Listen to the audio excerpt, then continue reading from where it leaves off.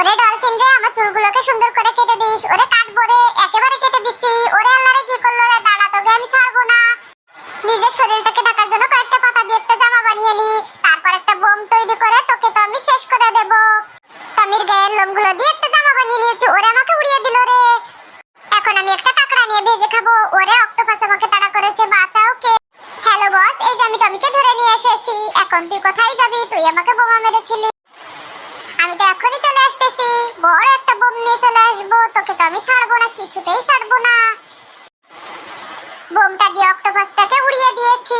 এখন আমরা কাঁকড়া ও চিংড়িগুলোকে রান্না করে নেব। সেই জন্য অনেকগুলো মশলা তৈরি করে নিতে হবে। এই যে সস দিয়ে একটা মশলা তৈরি করে নিয়েছি। এখন তো রসুন বেটে একটা বেরেস্তা বানিয়ে নিতে হবে। এই আদাগুলো আলুগুলো কেটে নি।